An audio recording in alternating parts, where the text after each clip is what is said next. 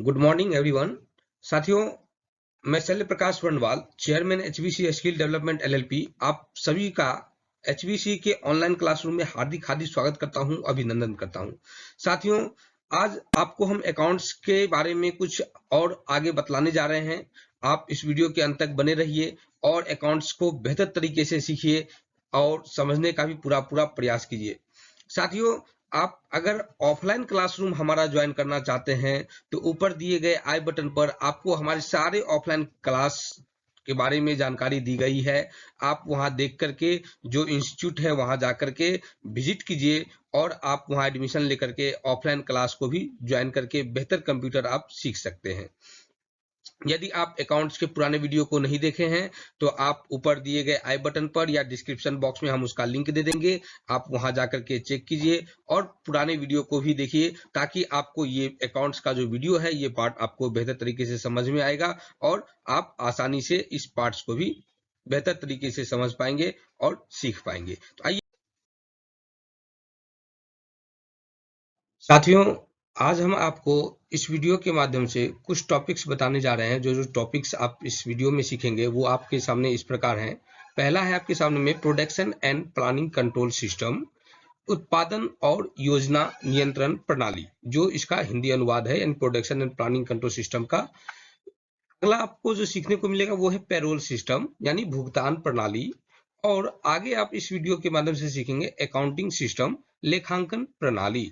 तो आप ये तीन टॉपिक्स इस वीडियो में अच्छे तरीके से हम इसको कवर करेंगे और आपको बताने का पूरा प्रयास करेंगे। आइए हम शुरू करते हैं इन चैप्टर्स को। तो साथियों, यहाँ पर जो हम आपको बतलाने जा रहे हैं वो है production and planning control system, उत्पादन और योजना नियंत्रण प्रणाली के बारे में। देखिए, कहा गया है it is also an important modules of business system under which all the activities related to production can be handled. For examples, batch number, lot size, lot time, lot quality, manufacturing date, expiry date, etc. कहने का मतलब, production and planning control system के माध्यम से आप किसी भी products के मैन्युफैक्चरिंग डेट को मैनेज कर सकते हैं। वह प्रोडक्ट कब बना, कब एक्सपायर करेगा, वह किस लॉट नंबर के माध्यम से आप उसको बना रहे हैं, उसका क्या क्या साइज है, वो टोटल चीज आप प्रोडक्शन प्लानिंग कंट्रोल के अंतर्गत अकाउंट्स में आप डिसाइड करेंगे और उसका पूरा का पूरा सेटअप तैयार करेंगे। आपको बतला दें कि जो आप देखेंगे कोई दवाई वगैरह में या किसी डिब्बा में आपको देखने को मिलता होगा कि यहाँ पर आपको मैन्युफैक्चरिंग डेट दिया गया है, एक्सपायरी डेट दिया गया है। वो कुछ इस तरह से आपके सामने हम बॉक्स में दिखा रहे हैं। दो डब्बा लेकर के, एक भाइल का है और एक और मैन्युफैक्चरिंग बॉक्स आपके सामने में दर्शाए हैं, जिसमें आपको मैन्युफैक्चरिंग डेट और एक्सपायरी डेट, कहीं कहीं बैच नंबर वगैरह भी आपको देखने को मिल रहा होगा। तो साथियों, यहाँ पर आप आसानी से किसी भी प्रोडक्ट्स को बेहतर तरीके से मैनेज कर सकते हैं, उनको आप योजनाबद्ध तरीके से मार्केट में सेल कर सकते हैं। अगर आपका मैन्युफैक्चरिंग डेट मिसिंग होगा, आपका एक्सपायरी डेट मिसिंग होगा, तो वहां पर आपके साथ परेशानी आएगी और वो आपको ही झेलना पड़ेगा। इसीलिए आपको कोई भी प्रोडक्ट्स को बनाने के लिए ये सब चीजों का एक बेहतर तरीके से होना आवश्यक होता है, जिससे आप ये सारा सेटअप तैयार कर सकते हैं। चलिए आगे देखते हैं। आगे आपके सामने में है पेरोल सिस्टम, भुगतान प्रणाली। अब मान लीजिए आप लोग के सामने में स्टाफ सब बैठेगा तो वो कुछ चार्ज करेगा। देखिए हम कैसे इसका यूज करते हैं। सो यहाँ पर जो आपका डिफिनेशंस दिया गया है, it is also an important modules of business system under which all the activities related to payment can be handled. There are three types of payroll: first salary, second leaves and third retirements.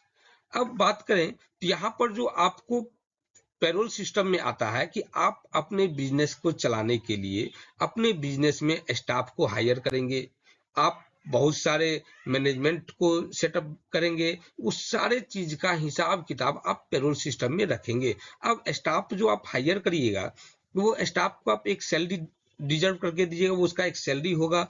उसके बाद आप कोई staff छुट्टी करता है तो वो छुट्टी आपका अगर कटने वाला है तो सैलरी में से उस छुट्टी को हम डिडक्ट करेंगे और जो छुट्टी काट करके जो रुपया होगा वो उसको पेमेंट करेंगे। और रिटायरमेंट्स ऐसे होते हैं जब कर्मचारी आपके कंपनी से 60 साल के बाद रिटायर करता है, तो आई मीन 60 ईयर जो क्या कहिए आप एम्प्लॉय का 60 साल हो जाता है, तो उसके बाद वो रिटायर करता है, तो आपको या आप कंपनी के ऑनर हैं तो आप उस एम्प्लॉय को एक रिटायरमेंट्स अवेलेबल करवाएंगे और वह हमारा पेरोल सिस्टम के अंतर्गत आता है।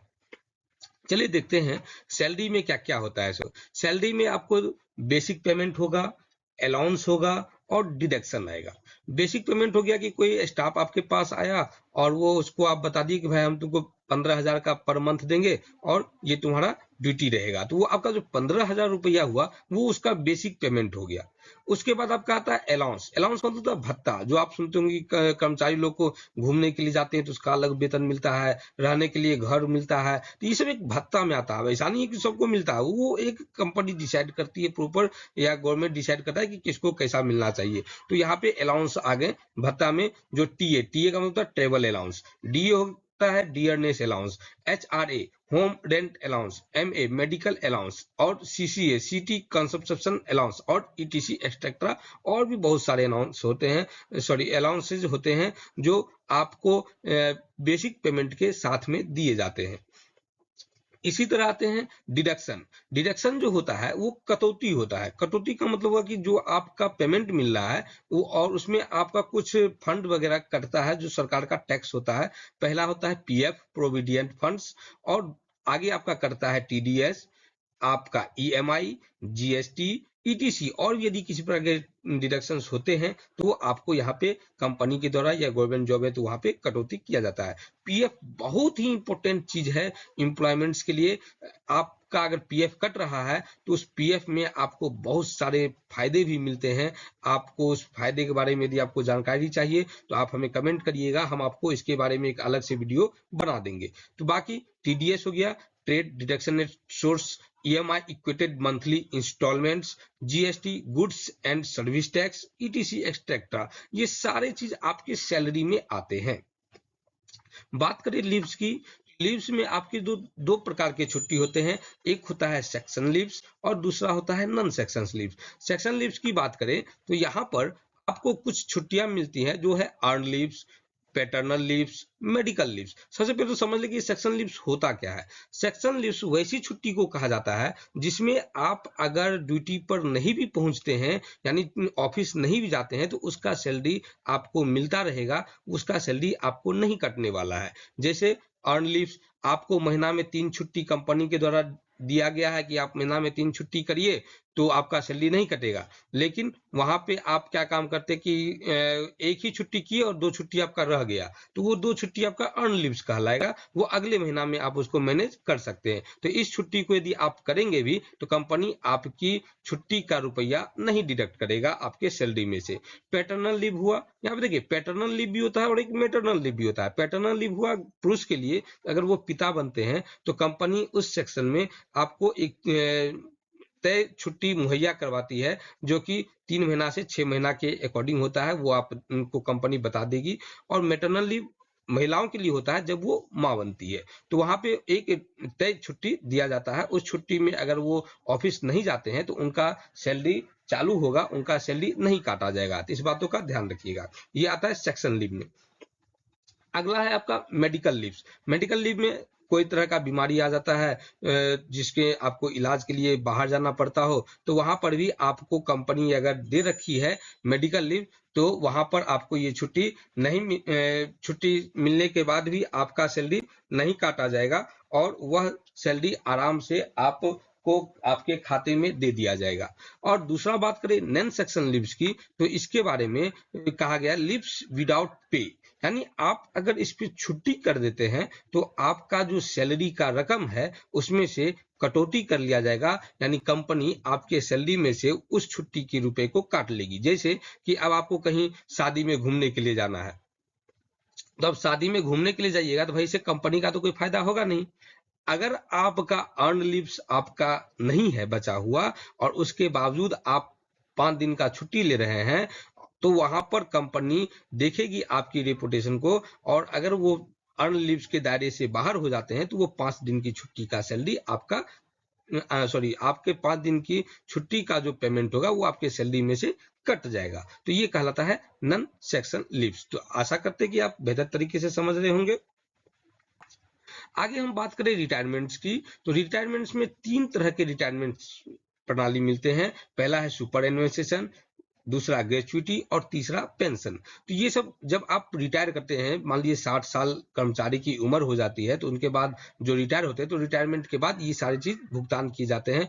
ग्रेचुइटी में आपके कुछ सारे हिसाब किताब होते हैं, जो बचा रकम सब होता है उस रकम का हिसाब किताब होता है और एक मुश्त राशि मिल जाता है। और पेंशन आपका महीने महीने कुछ रुपए कंपनी वाले लोग कहते हैं कि आपका रिटायर होने के बाद कुछ एक तय रुपया बांध दिया जाता है कि ये रुपया का महीना आपको हर महीना आपके खाते पर या आपके घर पे पहुंचता रहेगा, तो वो आपका पेंशन कहलाता है। तो ये आपका रिटायरमेंट प्रणाली है। तो यहाँ पे आशा करते हैं कि आपको पेरोल सिस्टम बेहतर तरीके से समझ में आ रहा होगा।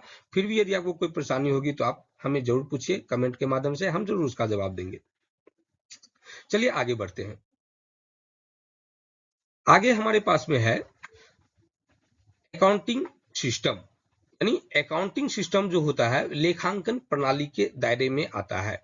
इसमें डिफिनीशन की अगर हम बात करें तो यहाँ पर कहा गया है an accounts is a summarised record of day to day transactions in such a way the user can form opinion about business, judge its performance and take critical decisions. To learn accounting, it is necessary to understand the fundamental of debit and credits, assets and liabilities, income and expenses, to prepare and maintain accounts systematically and correctly. यानी कहने का मतलब कि यदि आप accounts को manage करते हैं तो यहाँ पर आपको अकाउंट्स के फंडामेंटल के राइट्स को समझना होगा। आप जो जो ट्रांजेक्शन्स पर डे अपने बिजनेस में कर रहे होंगे उसका day to day transaction record आपको बनाना होगा, जिसमें आप क्या सामान खरीदे, क्या सामान बेचे, आप क्या खर्च किए, एम्प्लॉयमेंट्स को क्या पे किए, यानी ये टोटल समराइजिंग आपको बेहतर तरीके से बनाना होगा। वह आपका अकाउंटिंग सिस्टम प्रणाली में आता है, सॉरी वो आपका अकाउंटिंग सिस्टम में आता है। इसमें आपको एक बहुत बड़ा बिजनेस का ओपिनियन भी मिलेगा। यानी आपका ये कहिए कि बिजनेस हेल्थ स्टेटस आप कह सकते हैं कि टोटल चीज आपका कितना खर्च हुआ, कितना इनकम हुआ, इस टोटल चीज का आपका हिसाब किताब अकाउंटिंग सिस्टम में आ जाता है। डेबिट एंड क्रेडिट की बात करें तो आपको कितना रुपया आया और क्रेडिट कितना रुपया आपके पास से चला गया। एसेट्स एंड लायबिलिटीज की बात करें तो आपके पास संपत्ति कितना है और कर्ज कितना है, उसका भी आपका पूरा लेखा जोखा आपको अकाउंटिंग में रखना होगा। इनकम एंड एक्सपेंस की बात करें तो आपका क्या आमदनी हुआ, क्या खर्च हुआ, वो आपको इस रिकॉर्ड में मेंटेन तरीके से करना पड़ेगा और वहां पे बेहतर मेंटेनेंस में पूरा साफ साफ अक्षर में आपको रिकॉर्ड रखना पड़ेगा, ताकि आपको भविष्य में किसी तरह का परेशानी ना हो और आप आसानी से अपने बिजनेस के मैनेज कर सकें और उसको बेहतर ऊंचाइयों तक आप ले जा सकें और अच्छा खासा अर्निंग कर सके। तो साथियों ये था हमारा अकाउंटिंग सिस्टम, लेखांकन प्रणाली। तो साथियों आपको हमारा ये अकाउंट्स का ट्यूटोरियल्स कैसा लगा हमें कमेंट करके जरूर बताइएगा और आप इस सारे लेक्चर्स को अपने कॉपी पे भी रिकॉर्ड कीजिए ताकि भविष्य में ये आपको बेहतर तरीके से काम आए। और हर एक चीज देखिए हम पूरा एक्सप्लेन करने का प्रयास कर रहे हैं। यदि आपको फिर भी कहीं परेशानी लग रही है तो आप कमेंट करके हमसे जरूर पूछिए। हम आपसे बहुत जल्द अगले वीडियो के साथ मिलते हैं। हमें दीजिए इजाजत। बहुत बहुत धन्यवाद। नमस्कार। जय हिंद।